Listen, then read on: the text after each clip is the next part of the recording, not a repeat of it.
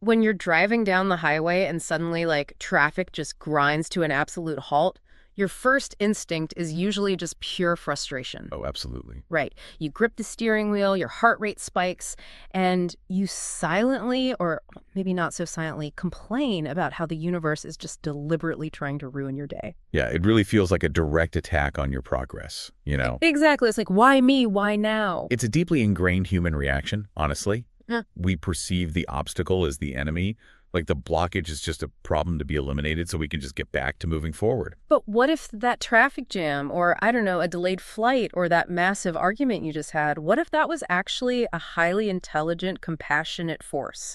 Like a force entirely designed to set you free. Because today's deep dive is looking at an audio recording that completely flips our entire understanding of obstacles on its head. It really does. It's wild. Yeah, we are decoding a framework known as the 39th gene key.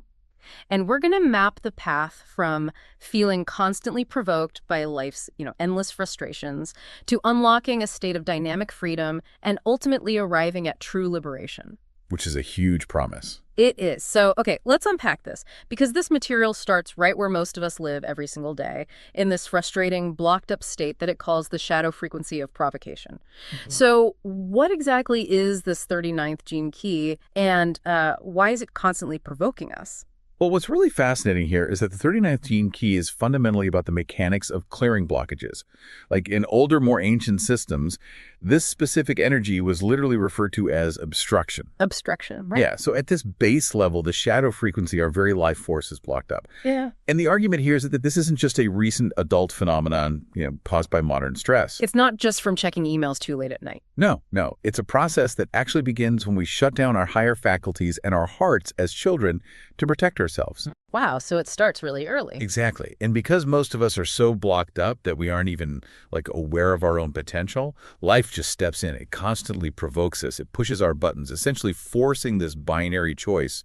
You either grow or you wilt. Okay, and the framework is incredibly specific about where these blockages actually come from, breaking them down into two main types. Right, the internal and external. Yeah, so there are internal blockages, which are self-imposed patterns we carry in our DNA, even if we are totally unconscious of them. And then there are external blockages described as unexpected karmic events. But I have to push back on this a little bit. Yeah, go for it. If a coworker maliciously steals my idea in a meeting, or, someone deliberately cuts me off in traffic, claiming that's just my own inner blockage manifesting as a delivery mechanism, that feels a bit like victim blaming. I can totally see why you'd say that. Right. How do we reconcile the idea that someone else's bad behavior is actually this compassionate evolutionary force trying to help me? So that is a crucial distinction to make. The framework isn't excusing the coworker's bad behavior, nor is it saying you consciously asked for your idea to be stolen. It's focusing entirely on your reaction to the event. My reaction. Yes. The provocation itself, like the spike in your blood pressure, the feeling of your day being completely ruined, the endless rumination that is the internal blockage flaring up, the external event is really just the catalyst. Oh, I see. Because the shadow of provocation is relentless. You could move to a deserted island to escape annoying coworkers, and it would find you in the form of, a leaky roof or a mosquito keeping you awake. Right. Something is always going to annoy you. Exactly. Whoever or whatever disturbs you is simply a mirror, revealing exactly where your own energy is snagged. It feels a bit like a video game where the most annoying, frustrating enemies are actually secret tutorial guides planted there to help you level up. That is a perfect analogy. Oh. The game wants you to learn a specific mechanic, so it keeps throwing the exact same enemy at you over and over until you figure out how to parry the attack. Until you beat the level. Right. What occurs to us externally is directly connected to our inner knots. The radical approach proposed here is that instead of running from the thing that winds you up, you're supposed to let it in. Let the annoying coworker in. We'll let the feeling in. You look at the outer circumstances, the way life is coming at you, and instead of blaming the coworker, you ask yourself, what haven't I been honest about inside myself? Why does this specific action derail me so completely? So it's about realizing that a blockage is not a bad thing. It's an X on the map marking where the treasure is buried. Exactly. And if we connect this to the bigger picture, once you begin to see these obstructions as stepping stones rather than walls, your entire relationship with reality changes. You stop playing defense and start actively seeking the source of these obstacles. Which begs the question of where these blockages actually live. Because if they are inevitable and they are relentlessly pursuing us through our daily frustrations, how do we physically access them? Right, because this isn't meant to just be an abstract philosophical exercise. The 39th gene key is described as highly physical and energetic. It views the human body through the lens of a meridian network. Like an irrigation system. Yeah, think of it like an intricate irrigation system running through a subtle energy field. When you experience physical health issues, those are essentially dams or blockages in the flow of these meridians. But the critical point the framework makes is that those physical blockages are always rooted in deeper, subtler fields. Like a layered cake of tension. Precisely. Beneath the physical layer is what esoteric traditions call the astral or emotional body. Okay, let's define that for the listener, because astral body can sound a bit out there. Are we talking about literal ghosts in the blood, or is this a metaphor for how our nervous system stores emotional memory? It's much closer to the latter. You can think of the astral body as the emotional resonance field of your physical form. Emotional resonance field. Got it. Right. It's where unresolved trauma, grief, or anger is held energetically before it crystallizes into a physical symptom. So an unresolved emotional issue, say a deep-seated fear of abandonment, manifests as a blockage in that astral layer, which eventually causes a physical meridian blockage. Wow. And it goes even deeper than that, into the mental body. This is where you find core belief systems, unconscious attitudes you inherited from your family, blind spots, or glitches in your worldview that you never even realized were operating in the background. Now here's where it gets really interesting for me. Because out of all the complex layers, the text points to one very specific, highly accessible physical location where this all converges, and that's the breath. Yeah. Specifically, the diaphragm. The 39th gene key is explicitly called a breath key, and it suggests that the deepest repression takes place along the length of the diaphragm. So that tightness you feel in your chest when you're stressed or provoked. Yeah, everyone knows that feeling. Right. That isn't just a metaphor. That is the literal physical anchor of these subtle body blockages. It absolutely is. The diaphragm acts as a bridge between the conscious and unconscious, the physical and the emotional. And this raises a really important question about how we typically handle that tightness. Because the instinct, especially for highly driven people who unconsciously feel this pent-up energy within them, is to try and force the blockage open. Oh, absolutely. I mean, I have to admit, my first thought when I hear I have a blockage is, okay, give me the sledgehammer. Let's blast this thing open and get it over with. All right, let's just push through it. Yeah, and the material actually mentions people doing this through an addiction to extreme exercise, thrill-seeking, or even substances like cocaine, doing anything to create a massive spike in intensity to force that stagnant energy to move. But there's a very strong warning against that approach. Yeah. Because when you force a blockage open through extremity, you aren't actually accessing the natural gift of that energy. You're just generating a fake adrenaline buzz. A fake buzz. Yeah, it might feel like a massive release temporarily, but because it's forced, the nervous system eventually crashes. It becomes depressing and painful. It sounds like trying to untangle a knotted necklace by just yanking both ends as hard as you can. Exactly. You might get a momentary feeling that something shifted, but you're actually pulling the knot much, much tighter. That is exactly what happens on a physiological and energetic level. Yeah. You end up making your physical and subtle bodies more rigid. Yeah. I mean, you can get the greatest acupuncture, the best massages, or practice the most rigorous Tai Chi in the world, but if you only address the physical structure with a sledgehammer approach, without gently untangling the deeper emotional or mental source. The blockage just comes back. Exactly. The blockage simply returns. The knot tightens again. So if the knotted necklace approach fails, what's the actual mechanical process of unwinding it safely? Because this introduces the next major concept, the gift frequency, which the framework calls dynamism. Right. Dynamism is the true, sustainable release. It is described as a joy buzz, which contrasts sharply with that fake adrenaline buzz we just talked about. The sledgehammer buzz. Yeah. Dynamism is the unforced, exuberant energy of nature itself. Think about how a young, healthy child breathes.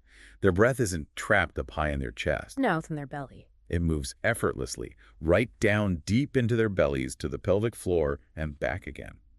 As you genuinely release blockages within your mental, emotional, or physical systems, your breath naturally drops back down into that deep, original pattern.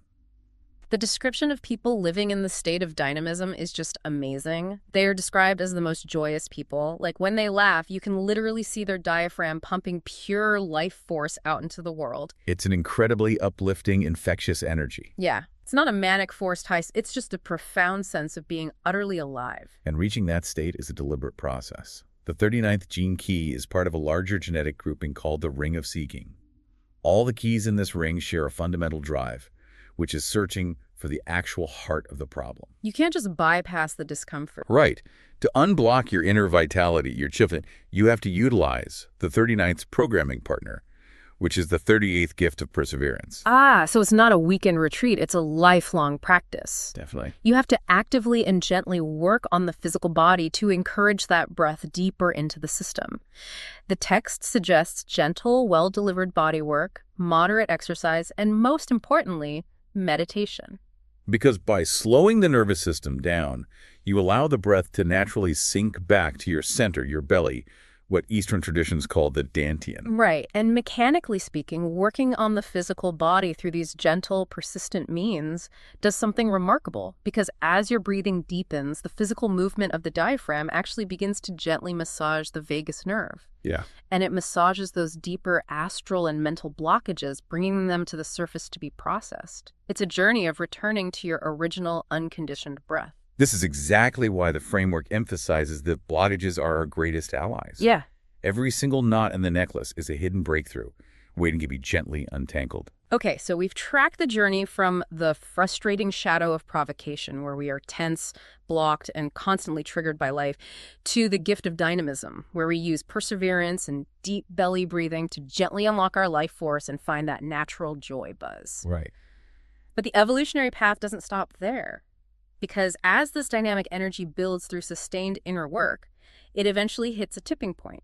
It shifts into the highest frequency band, which is called the Siddhi of liberation. This is where we move from psychology into profound spiritual mechanics. The Siddhi of liberation, or in Eastern traditions, moksha, is defined as the state of being completely, utterly free from provocation. Utterly free. Literally nothing in the external world can provoke your awareness to change or contract from its self-realized state. As your physical body integrates this vast field of dynamism, huge reserves of internalized energy suddenly become available. And it actually changes your physiological functions. Really? Like what? Well, the text notes that your circadian rhythms shift. Yeah. At this level of consciousness, the mind becomes self-illuminated and remains awake even as the physical body sleeps. Whoa. It claims the astral process of dreaming actually ceases entirely because the unconscious mind has been completely purified. Okay, I have to challenge this. A mind awake while the body sleeps and no more dreaming.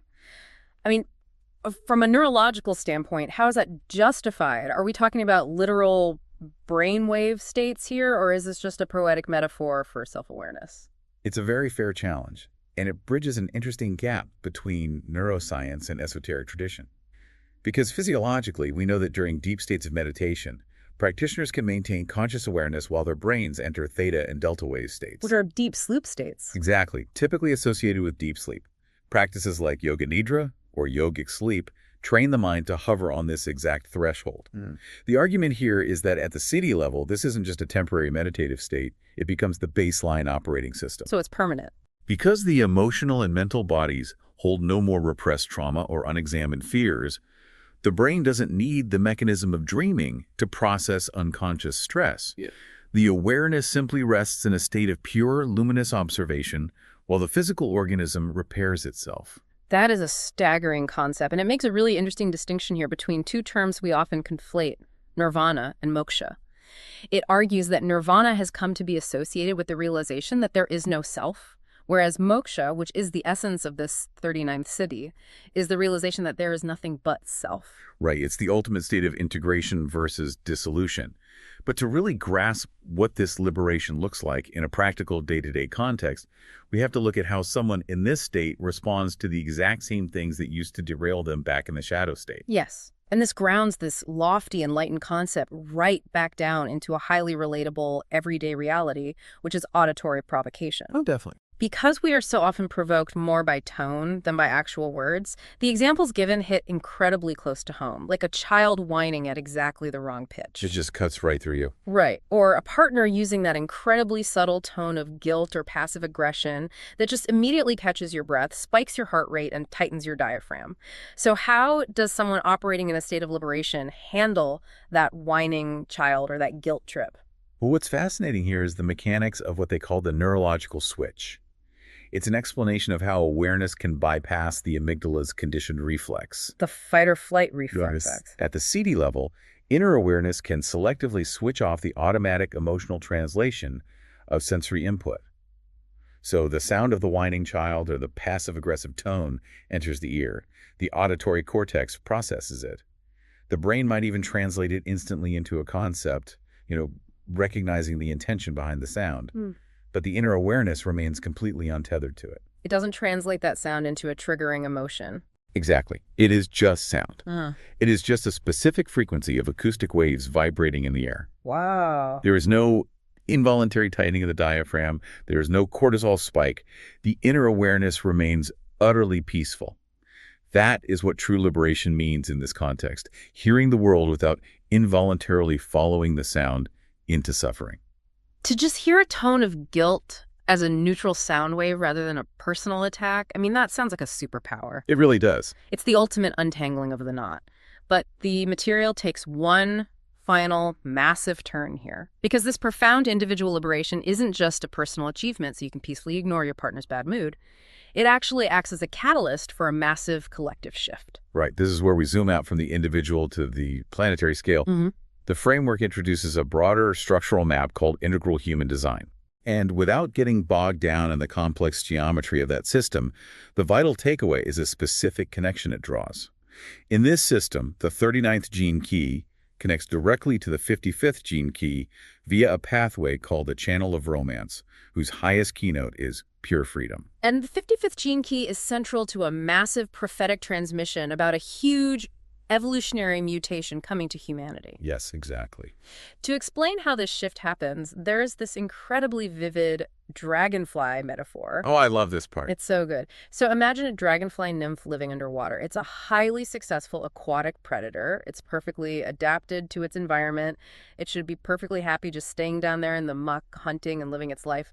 But suddenly, some hidden, mysterious force inside provokes it to do something utterly dangerous, irrational, and completely out of character. It just changes its entire reality. Right. It climbs up a reed, out of the safe water, and into the direct, burning sunlight, where it undergoes an extraordinary, terrifying metamorphosis into a dragonfly. And the thing is, the dragonfly nymph didn't consciously decide to evolve. It was provoked from within. And the revelation here is that the 39th CD is that hidden, provoking force for all of humanity. For everyone. Yeah, the collective consciousness of our species is going to be provoked. It will be dynamized. This new awareness doesn't roll out smoothly. It arises suddenly, operating through awakened individuals who then serve as catalysts to provoke others into making radical changes. The 39th gene key is an initiator.